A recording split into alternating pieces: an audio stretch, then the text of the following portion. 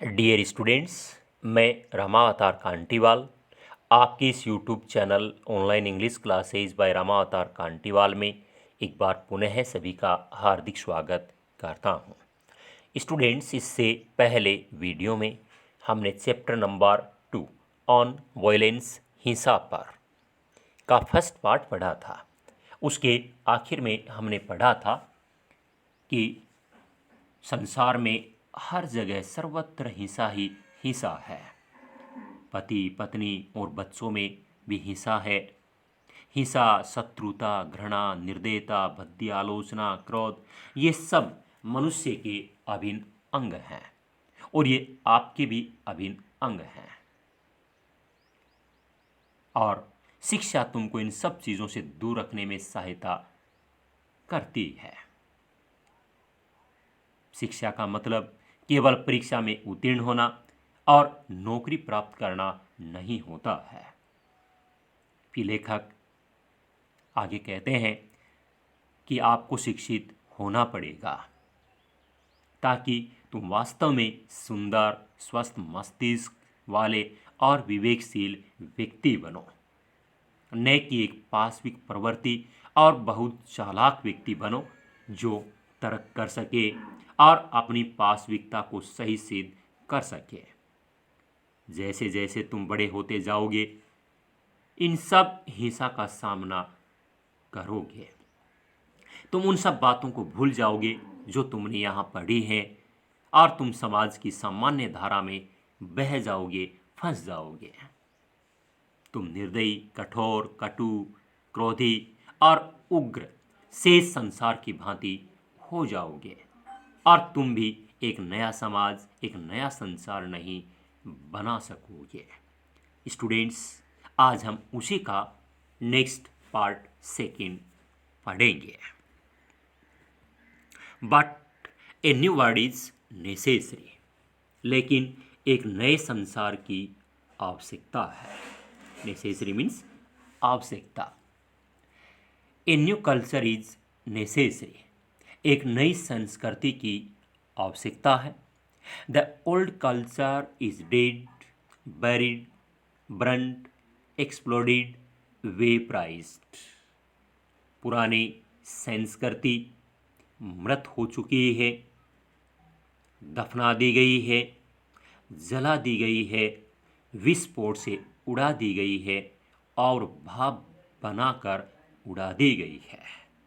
The old culture, पुरानी संस्कृति, is dead, मृत हो चुकी है, बैरिड, दफना दी गई है, ब्रंट, जला दी गई है, एक्सप्लोडेड, विस्फोट से उड़ा दी गई है, एंड वेपराइज्ड, भाप बनाकर उड़ा दी गई है।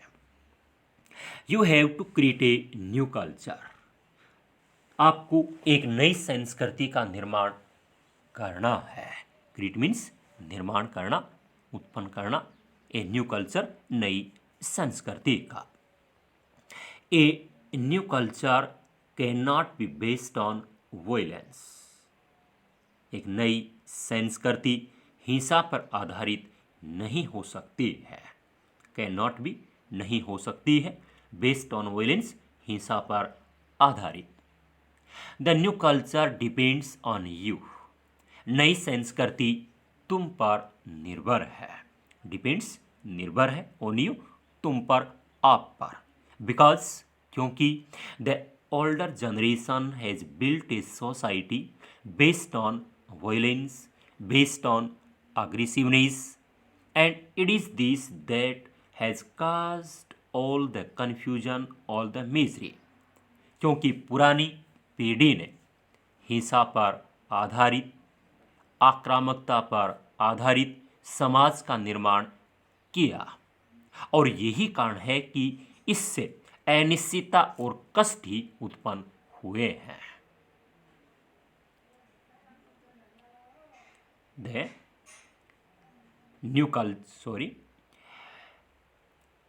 बेस्ड, बिकॉज, क्योंकि द ओल्डर जनरेशन, क्योंकि पुरानी पीढ़ी ने हैज बिल्ट ए सोसाइटी, एक समाज का निर्माण किया है।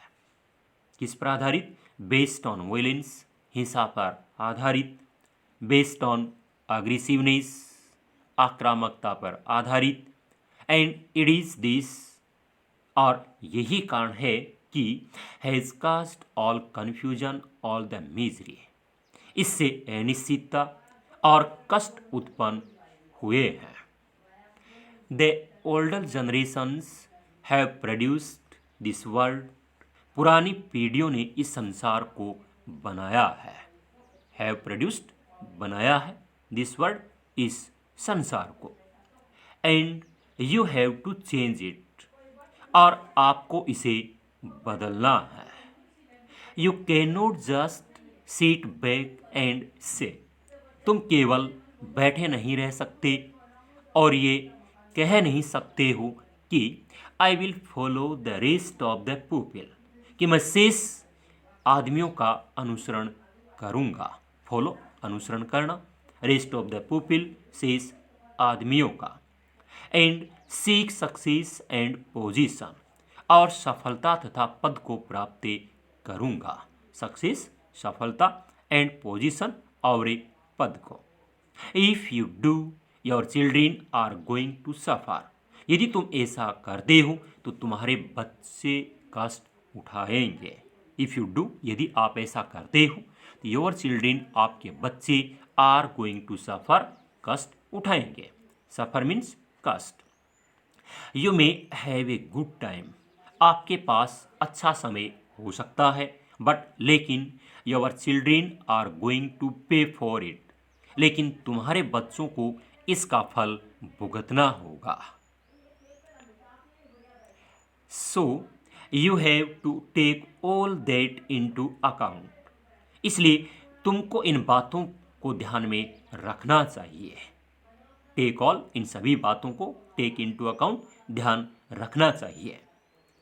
The outward cruelty of man to man in the name of God, in the name of religion, in the name of self-importance, in the name of security of the family, ईश्वर के नाम पर, धर्म के नाम पर, आत्म महत्व के नाम पर, परिवार की सुरक्षा के नाम पर, मनुष्य के प्रति बाहरी निर्दयता न हो।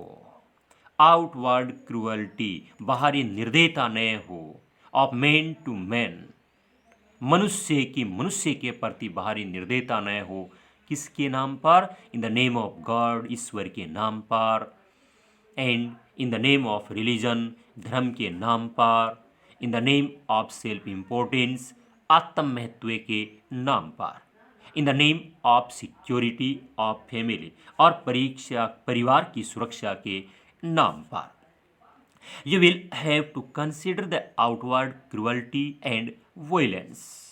तुम्हें बाहरी निर्दयता और हिंसा तथा the inward violence और आंतरिक हिंसा, which you do not know, जिसे तुम अभी तक नहीं जानते हो, पर ध्यान रखना होगा।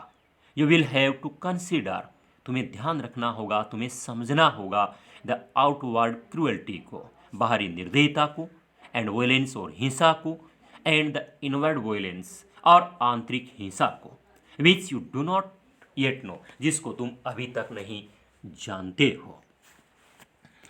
You are still young, but as you grow older you will realise how inwardly man goes through hell, goes through great misery, because he is in constant battle with himself, with his wife, with his children, with his neighbors, with his gods.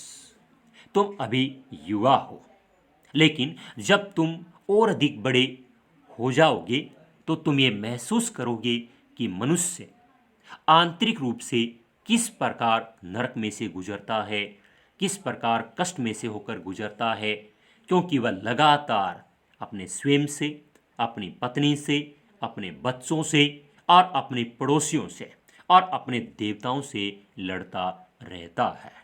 You are still young, तुम अभी युवा हो, but लेकिन as you grow older, लेकिन तुम जब बड़े हो जाओगे, यू विल रियलाइज, तो तुम महसूस करोगे कि how inwardly man goes through hell, कि मनुष्य किस प्रकार से आंतरिक रूप से नरक में से गुजरता है।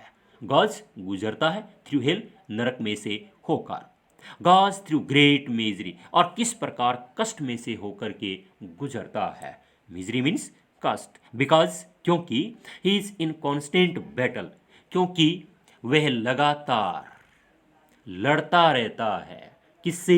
विद हिमसेल्फ, अपने आप से, विद हिज वाइफ, अपनी पत्नी से, विद हिज चिल्ड्रेन, अपने बच्चों से, विद हिज नेबर्स, अपने पड़ोसियों से, विद हिज गॉड्स, और अपने देवताओं से। He is in sorrow and confusion, वह दुख और अनिश्चितता की स्थिति में रहता है। सोरो मीन्स दुख, एंड कन्फ्यूजन अनिश्चितता की स्थिति। And there is no love, no kindliness, no generosity and no charity, और इसलिए उसके पास प्रेम नहीं है, दयालुता नहीं है, उदारता नहीं है, और दान भी नहीं है। देर इज नो लव, कोई प्रेम नहीं है, नो काइंडलीनेस, कोई दयालुता नहीं है, नो जेनरोसिटी, कोई उदारता नहीं है, और नो चैरिटी, कोई दान नहीं है। And a person may have a PhD after his name, or he may become a businessman with houses and cars, but if he has no love, no affection, kindliness, no consideration, he is really worse than an animal, because he contributes to a world that is destructive. और एक व्यक्ति के नाम के बाद PhD की degree हो सकती है, या वह एक व्यापारी हो सकता है, लेकिन जिसके पास अनेक मकान व मोटर कारें हों, लेकिन यदि उसके हृदय में प्रेम नहीं है, स्नेह नहीं है, दया नहीं है, और कोई विचार नहीं है, तो वह वास्तव में एक पशु से भी अधिक खराब व्यक्ति है, क्योंकि वह एक ऐसे संसार में योगदान देता है जो विनाशकारी है। एंड और ए पर्सन में have a PhD after his name, एक व्यक्ति के नाम के बाद पीएचडी की डिग्री हो सकती है, और अथवा ही में बिकम ए बिजनेसमैन, अथवा वह एक व्यापारी हो सकता है, विद हाउसेज एंड कार्स, जिसके पास अनेक मकान व मोटर कार हो। बट लेकिन if he has no love, लेकिन यदि उसके हृदय में प्रेम न हो, नो अफेक्शन, कोई स्नेह नहीं हो, काइंडलीनेस, कोई दयालुता, दया नहीं हो, नो कंसिडरेशन, कोई विचार न हो, he is really worse than an animal, तो वह वास्तव में एक पशु से भी अधिक खराब है। बिकॉज क्योंकि ही कंट्रीब्यूट्स टू ए वर्ल्ड, वह एक ऐसे संसार में योगदान देता है दैट इज डिस्ट्रक्टिव, जो विनाशकारी है। कंट्रीब्यूट मीन्स योगदान देना, एंड डिस्ट्रक्टिव मीन्स विनाशकारी। स्टूडेंट्स, आज के लिए इतना ही। इसका रिमेनिंग पार्ट अगले वीडियो में दिया जाएगा। वीडियो को आखिर तक देखने के लिए सभी का बहुत बहुत धन्यवाद। Have a nice day.